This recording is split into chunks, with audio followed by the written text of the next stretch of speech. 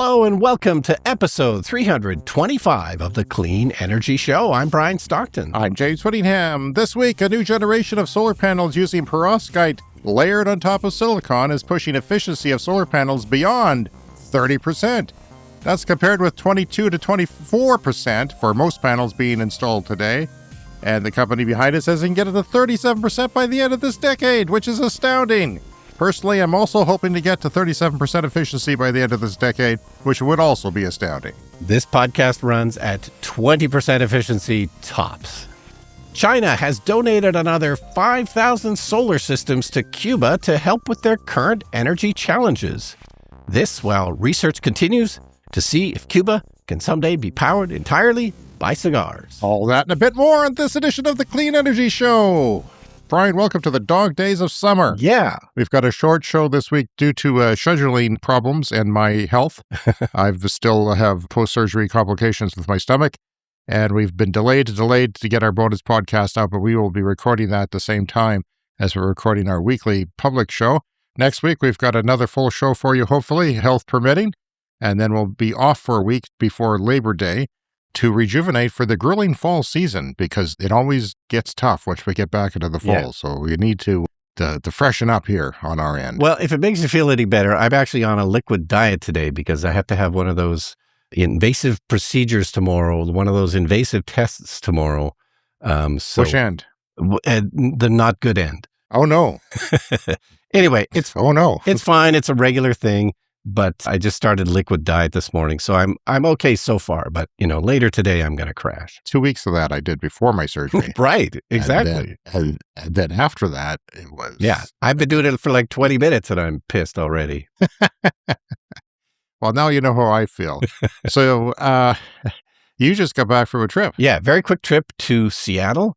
I went to see Sugar, which is one of my favorite bands. They haven't toured in 31 years, and they got back together, and they're doing this tour. So I decided to go to Seattle to see it. It was at the Paramount Theater, which I didn't know much about. Turned out to be this absolutely amazing venue. I've been seeing a lot of really cool theaters in the last couple of years on the touring that I've been done. So the Paramount was amazing. Massive, massive theater. They didn't quite sell it out. It's so huge. But oh, really? Yeah, great show. And I have a tip about ear protection. If you're ever going to go see a loud rock and roll show, Sugar is a very loud band. This is one of the things that they're known for. And in fact, Bob Mould, who's the lead singer, he destroyed his ears in his 20s. So he has permanent tinnitus from all of the loud rock bands that he's been in over the years. But anyway, the tip is, and I did a bit of Googling to sort of back up my hypothesis, was I figured I could use my wireless Beats AirPods. And I looked it up online, and other people have done this as well. So you put in your wireless earpods, and you put them on noise cancellation mode, and it seemed like a really good way to just kind of lower the volume of everything. It still felt like the high frequencies were still getting through, unlike, a lot of earplugs, you put them in and you lose all the high frequencies. This seemed to work really well. It just kind of lowered the volume of everything a little bit. Although they're so loud, my ears were still slightly ringing after the show. Oh, no. Yeah, I bet you had good seats, too, up front. They were up in the balcony. The Paramount, it's a weird theater. It's the first theater, like it's an old, very old 100-year-old theater, but the main floor seating can be pushed out of the way into the basement somehow. So for this show, because it's a rock show, the main floor was all standing room, and so we wanted seats, so we took a seat up in the balcony. Oh, yeah. Good. Brian's Old Man Tips. You should have a channel. That's right. Old Man Between the earpods and getting a good chair. Yeah, but yeah, definitely recommend that for ear protection. But anyway, Seattle, it's only the second time I've been there, but I'd never ridden the monorail before. So we took the monorail, which was put up in the 60s, the same time as the Space Needle. I'd never been up the Space Needle either. So yeah, that was kind of the most fun thing, was taking the monorail. It's not a very common thing. And it really just exists now as a tourist thing. Like, it's not super practical public transportation. They have a train system and bus system and everything. But I was surprised how useful it was. Like, there's only 2 stops on the monorail, one downtown and then one slightly uptown where the Space Needle is. Right. But it turns out there's lots of reasons to go to that area. So we ended up using the monorail twice to get from downtown to uptown, like once to see a movie, once to go to the Space Needle.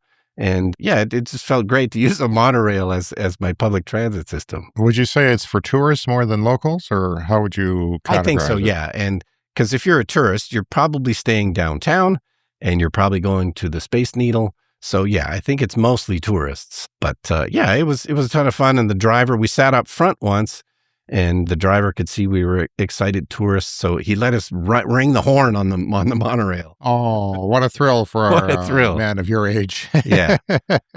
But then the other thing by the Space Needle is Climate Pledge Arena, which we talked about on the show, I don't know, 3 or 4 years ago when it was under construction. And this is a thing that, Amazon paid for a lot of it, I guess. I'm not sure how much of it. And it's, supposed to be a net zero facility. They retrofitted an old arena. And so, yeah, it just didn't go inside or anything, but it's in the area near the Space Needle. There's lots of cool stuff there. You'll be happy to know the Guess Who are playing the Climate Pledge Arena soon. This is I'd be happy to know the Guess Who are still alive. Well, they recently... Let's start there. They recently got the rights back to the name. Like somebody else in the band had the name, but Randy Bachman and Burton Cummings are the main guys in the band, and they had lost the rights to the name The Guess Who. They recently got that back. So the two of them are touring. Burton Cummings lives in Moose Jaw, as we've said before, or I don't know if he still does, but So just down the highway. Just down the highway from us, Burton Cummings from less than an hour drive away, a legendary of 70s rock is dwelling for reasons I never quite understood, but it has to do with romance or something. Yeah. Not because, I don't know. Yeah, I guess you can sort of disappear into Moose Jaw, can't you? Yeah. Well, I didn't see any solar panels on Climate Pledge Arena. Did you? Did I miss that in the photo you sent me? There's none directly on the roof, but there is some off to the side. And the roof seems like a good opportunity. Yeah, and it's a weird sort of pyramid-shaped roof. So, but yeah, there's a lot of Amazon infrastructure downtown in Seattle because that's their headquarters. And so they've spent some money trying to, do a few things. Well, this podcast is supported by people who give us donations monthly on Patreon, patreon.com/cleanenergypod. And we're going to put a podcast together for the bonus podcast that gets to people. If you donate $5 a month or more US, you get a bonus podcast because we have to come up with perks. That's one of the perks we came up with, and looking forward to talking about it. We joked when we started the bonus podcast that we would use it to air our grievances. Yeah. Well, there's going to be a lot of grievance airing this week.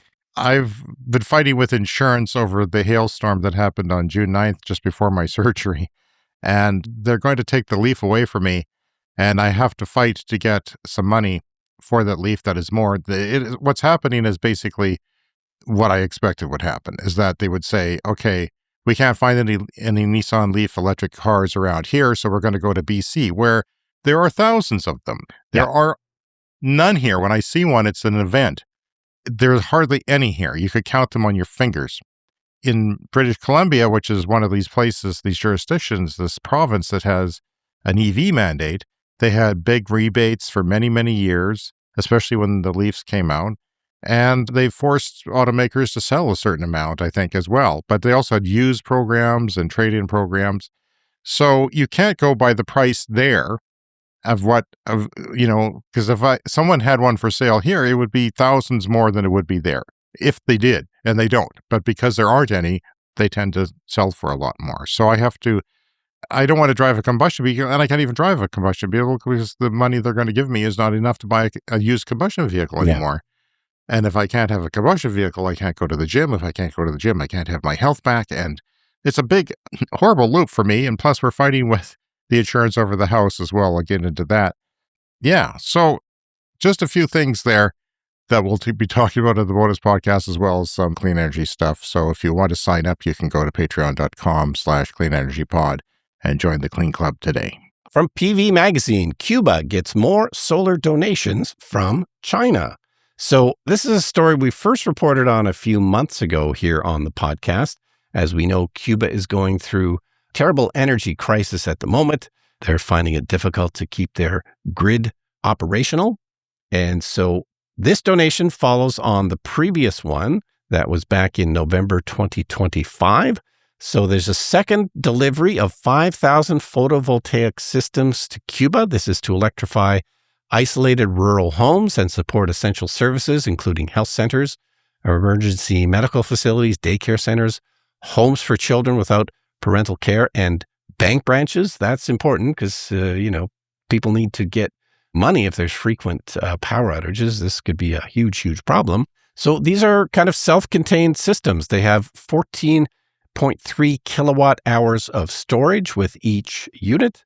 Really? It comes with storage. So Yeah. you can store the solar and batteries at the business or house. Yeah. That's interesting. And I've never heard of banks before. We haven't talked about this before. This is new. The essential, this is an extreme example. Yeah. This is beyond Pakistan, who has power outages and other places. But your economy needs certain things, I guess, right? Like banks. And it would be important to have power to them. Yes, it might have been mentioned in the previous story. I don't quite remember, but these are more powerful than the previous systems. They were only 2 kilowatts, the last batch. These are 3.6 kilowatts. And the donation coincides with new regulations from the Ministry of Finance. They're trying to promote more renewable energy. So they're establishing a rate, a very generous rate of $3.30 roughly, US dollars roughly, $3.30 per kilowatt hour for electricity generated from any renewable source and supplied Brian, to the grid. That is ridiculous. Yeah. that I don't get that. It's normally if you had 15 cents, which would be like a retail rate around here, that would be tremendous, to have a full retail rate, because there's a wholesale thing where the power company has giant plants and makes things, but to pay that much per kilowatt hour, I'm going to move to Cuba and set up a solar farm. I mean, come on. It seems crazy, but I think, maybe that's the intended effect. People are going to go, wow, that's a lot of money, and hopefully set up a bunch of solar. That's a lot of money. And maybe that will, help stabilize their grid. So they're doing that, and as well as tax incentives for putting up renewables, and it exempts some solar systems from certain customs duties. And these rules apply to solar water heaters, small wind turbines, biodigesters, biogas. Biogas is included in this system if you're able to supply some of that electricity to the grid as well. Wow. I just don't, you think that business people would be jumping on this? Like, it's incredible. Like, what's $3.30 divided by 15? I mean, it's incredible. I mean, there's an argument to be made because we talk all the time about how expensive it is to expand the grid, like especially if you're building nuclear or something. Like, it can run into the billions of dollars. What if they did that around here? Like, what if they instituted a rate like that around here? Maybe that would solve all their problems. I mean, if they did in the first world here, it would be nuts. Yeah. It's 22 times the amount that we might get under a good contract, which we no longer have. And that's called like a feed-in tariff, where the utility pays you to put electricity into the grid, and it's usually generous because the retail rate is a fraction of the wholesale rate is usually a fraction, and the rest is transmission. There's a lot of, money to pay for the transmitting of that, keeping up the towers and the power lines. But if that happened here, everyone, I mean, the most anti-solar person would be throwing up solar panels as we speak. Yeah. It would be nuts. Everyone would do it. Every business, everyone would do it at that rate. So I don't understand why it needs to be that generous. Yeah. It does seem odd. It's kind of weird. Yeah. Yeah. And I guess for our grid, if everyone was going to put up then you really need batteries too to kind of manage it. Yeah. So, but that is one option, just, generous rates paid for solar. And we're not even talking, I don't think, about virtual power plants where those batteries can be accessed by the grid when it needs it, and it would be frequent. Yeah. And Cuba's grid is in many ways, these are decentralized type systems that, China is donating. So people can kind of run off the grid when the grid is down, because the grid is down a lot. Right. And it's just, you would have less power demand, because these would be pretty self-sufficient if you can store that 3.3 or 3.6. I've got 3.3 on my roof, and it would do, before my EVs, it would do about 46% of my power demand at the time. Yeah. And there's a lot of crap here, the first world crap that we have consuming electricity here. But, that would take away that demand, and that would be good for the grid. But why not put up vast solar farms? Why not do that? Why is China just not saying, hey, here's some solar panels and cover your electricity, at least during the daytime Yeah. while the sun shines. No, that's true. I'm not sure why they opted for these smaller systems, but yeah, they could put up a whole solar farm, I guess. All right, Brian, I've got a big story here. This is a pretty significant story in the scheme of what we talk about on the show over the years. This seems like a big deal. Tandem PV, which is one of the big solar module manufacturers in the world, says its perovskite-silicon solar panel will begin commercial sales later in 2026. This is from PV Magazine if you want to read more, and maybe you should because it's an important story. The company has already shipped its first production quality panel it has like $1 billion of people saying, okay, we're ready to buy. Yeah. Letters saying that we're ready to buy, which is significant. Yeah. The technology that these new panels are using, we've heard of perovskite since before our podcast went on the air. It was a big promise of something new. Well, they're making them. As we speak, they're making them. And they're basically adding these perovskite type of new technology on top of old technology. And it doesn't matter which old technology, because there are several of them. You can add this perovskite on top of a layer on top of the old solar panels as you manufacture them. It doesn't add a lot of weight or anything like that. I'll get to that in a second. But it uses 4-terminal tandem design, stacking perovskite layer on top of a conventional silicon solar cell. And it has produced 30.4% efficiency modules. Yeah. That is beyond what was theoretical a few years ago. Yeah. Now, they are not just making one module that would top out around 27, 29%, which was the theoretical limit. They are layering things. And the more you layer different things on top of each other, the more you can increase the efficiency. The efficiency means how much of the sunlight potential it turns into electricity. And we always thought, the high 20s would be it. That would be it for solar. Well, they've already gone beyond that, and we're in early stages here, relatively speaking. And the modules out there now are often 22%, maybe a little more efficiency. And I think ours on our roofs are older, so they're actually a little less than that, perhaps. Around 20, maybe? Maybe 21. So one panel or 1 square foot makes more electricity now, right? Yeah. Now, they're going to cost more, these panels. They're going to cost more, but overall, because you're getting more electricity than you are paying more for the panels, it actually reduces the cost of solar by a significant amount. The company believes it can improve efficiency by 2 percentage points per year. So as we go forward, it's going to get better by 2 percentage points per year and reach 37% efficiency, not by 2050, not by 2040, but by 2030, which used to seem like a long ways away when we started this podcast. Yeah. Now it's just down the road. So 37% efficiency by 2030 as they are rolling on production of these. And it's going to be a slow start with when you start producing something new. But once it gets going, it's going to be incredible. The theoretical ceiling is even higher. Tandem PV cites roughly 45% efficiency with 2 perovskite layers and 50% efficiency with 3 layers on silicon.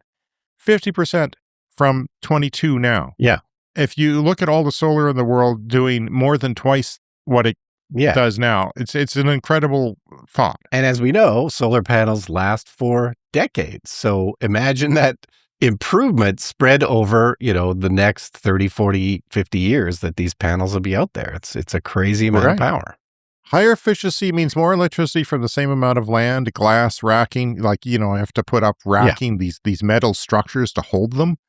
And that costs money. So you spend less on that and less on wiring and things like that. What I'm really excited about is rooftops, which they're not making yet. They're putting this all into utility solar, like huge solar farms to put lots of electricity. But I see a huge advantage on residential and building and rooftop because you can put more. Like what's your system rated at? I'm about 8.6 kilowatts. Well, think about 16. What would that do for you? I'd be amazing. On the same roof. Yeah. Yeah. And I've kind of used up... cover all your EVs and everything else. And I've your used up heat the pump. best area on my house. So the best way to expand would be, higher efficiency panels for sure. And if they were the same form factor, if those were available, you could just take off, someone could take off the old ones and put on the new ones, and that would be great. As it stands, these panels are quite large because they are utility. They make these panels really big. And what are your panels each? Are they like 380 watts or something? Yeah, it was Well, either these are about 280 or 380, something like that. these are going to be about 1,000. They'll be bigger, Yeah. but they'll be about 1,000 watts per kilowatt per panel. Yeah. Which is nuts. So yeah, 30% efficiency panels could reduce the levelized cost of the whole electricity. If you say how much per kilowatt over the lifetime of these things, it's going to be a 15 to 25% saving just on that. We know solar panels are getting cheaper, but this is a big step just with the 30%, then it gets better from there with the 30% efficiency panels. Tandem PV is targeting utility solar developers first, which account for about 80% of the U.S. market. Most solar in the United States goes to large solar farms, and about 20% of it goes to rooftops and other things. The company, smaller installations, like community solar.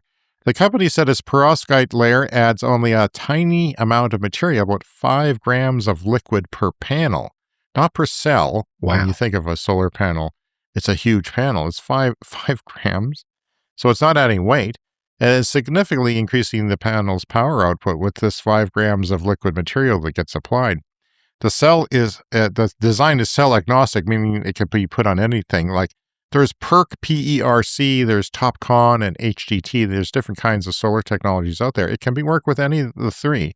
And Tandem PV is targeting a 30-year warranty and a degradation of 1% per year, which is generally what we consider now, though there has been some studies that say that it's only, in reality, been 0.5% per year. Yeah.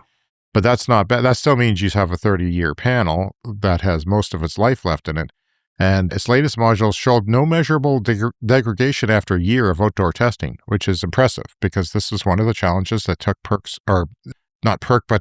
perovskite so long to get into commercialization. Because it's been, I think, in the mid-teens they were talking about that, or the late teens of this century.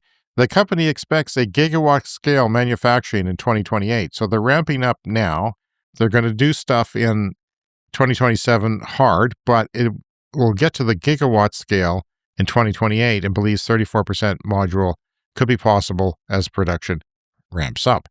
A standard size panel reaching around 32.3% efficiency could produce 1,000 watts. So that's a standard size panel that they have now, potentially changing the economics of utility scale. You have to buy less land. You have to lease less land if you do the same amount of electricity, which is just phenomenal. And once that happens, Brian, we know how these things take off even more. And solar is on fire now. Wait till this improved technology gets out there in a couple of years at mass scale. Solar is already one of the cheapest ways to generate electricity. But as we try to replace fossil fuels across the world's electricity grids, we're going to need an enormous amount of additional generation. And if solar goes from 23% efficiency to 30 to 32 really fast here, you're going to get a substantially more electricity from essentially the same physical footprint. So more electricity from the same land and lower balance of costs of putting it out there, cheaper electricity as we save 15 to 25% just from this technology, and should lead to faster grid decarbonization and less pressure on transmission and infrastructure per megawatt hour. More energy can be produced from a given solar site if you need to, and you can spread those out and be distributed more if you want them to. Potentially, it could lead to faster electrification, but really, it means that the world could save itself or do somewhat better at saving itself with technology like this. It's very, very important. All right, so moving on here from Clean Technica, we love to talk about rooftop solar in Australia, and the numbers for rooftop solar in Australia are getting so good. A lot of people are considering just disconnecting entirely from the grid. See, this is what I see happening here. Yes. If they screw you over and they start building nuclear reactors that are costing the grid a lot of money and putting billions into coal to keep coal going, one day, when the solar economics come from Australia to here, Australia is the best place in the world pretty much. But when they come here, my argument is that people are going to do that. And then it's going to make electricity more expensive for other people. Yes. Right? Yes. And then it's going to completely fall apart. Society will crash. Yes. And, the person that this article is about, so this is David Waterworth, and he spoke to a guy named Anthony who's got his own microgrid. He does kind of say that at the end of the article. He wasn't sure if it was the right thing to do because all of us being connected to the grid is probably a good thing. It keeps, the system for everybody. But, they've been rising, a lot of utilities have been rising the minimum cost of being connected to the grid. Like there's essentially a monthly minimum usually with your solar system. And they keep going up. And that's how the grid still makes money from you, even if you're producing 100% of your electricity from solar. There's a grid connection fee, a monthly minimum. And that has been going up with certain utilities in Australia. So that was sort of the reason he decided to, sort of go with this system. And he's also an electronics engineer. So this is not necessarily mainstream yet in Australia.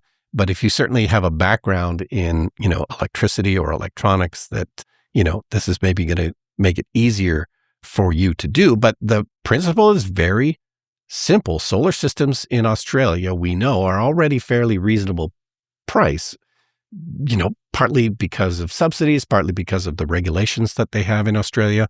So a system that could be $20,000 to $40,000 in the US is more like $6,000 to $10,000 in Australia after you get some rebates. And of course, it's generally a sunny place. That would be the problem around here. We still have these pretty dark winters with short days of sunlight. So harder for us, I think, to get off the grid. But when I'm annoyed at our grid, then yeah, I absolutely think about doing that. But, you need a lot of batteries. We need even more here. But one of the ways he made this work, so this guy, Anthony, he's actually got 3 rental units, and this is what he has electrified on his sort of off-the-grid system. But he's not using a typical home battery. He's actually using batteries from wrecked Tesla Model 3s. So he has these 2 Tesla Model 3 batteries, and those are a lot bigger than home batteries. They're about 60 kilowatt hours each. So he's got 2 of these things, hooked up to his system, and he runs these 3 rental properties. And he also charges his electric car as well. He's got an MG4 electric car made in China. Right. And so, yeah, he says Anthony expects the market price for those used car batteries is going to settle at $1,000 to $2,000 per battery. He paid about $2,000 for one of the wrecked Tesla Model 3 batteries, which seems very, very cheap. But he says that, the car wreckers right now, they're kind of suspicious of car batteries and they're worried about the safety of them. So they want to get rid of them? They just want to get rid of them. So I don't know if this kind of a deal is going to last forever, but, that's what he thinks. Yeah. He'll be able to get one for $1,000 to $2,000 per battery. Now, that's just the battery. That's not the type of system that can run your house, but this guy's an electronics engineer and managed to kind of, figure everything out. A Tesla Powerwall is about 13,000 Australian dollars and it's only 13 kilowatt hours. Like much smaller. So this is 120 kilowatt hours? Yeah, he's got with 2 2 Tesla batteries for $4,000. Wow. I mean, if you know what you're doing, and most people don't, I certainly don't, that would be. And he knows what he's doing, and he says that he used, more knowledgeable people when he needed some help with this. But yeah, so he just charges his renters a little bit more and includes electricity in the price of the rental, and then he just manages everything. And he basically shut off the grid connection for 2 months to test it first, where he didn't disconnect from the grid. He just stopped getting any electricity from the grid and did a test period of about 2 months to make sure that he could, completely go off the grid. And then he did. He just called up the utilities and said, disconnect me. And they did. I'm fine, thanks. Yeah. Take your electricity and shove it. Well, there's going to be a Nissan Leaf battery on the wrecker market and locally, unfortunately. soon. Yeah, it'd be nice if we could get that out there. A very interesting story.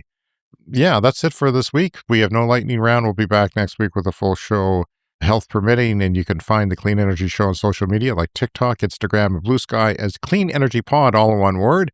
And of course, our email is cleanenergyshow@gmail.com. And if you haven't already, remember to follow us on your favorite podcast app to get new episodes delivered every week. And if you really want to help us, give us a review on that podcast app, be it Apple, iTunes, or wherever you're getting your podcasts, Apple Podcasts, or, Spotify is a good one too, even YouTube. All right, we'll see you next week, and we will record our bonus episode shortly. And thank you to our Patreon Clean Club executive members, Green Bastard, Brent Rowley, and Tiernan. And we will see you in 7 days or on the bonus podcast over on our Patreon. Yeah, see you later.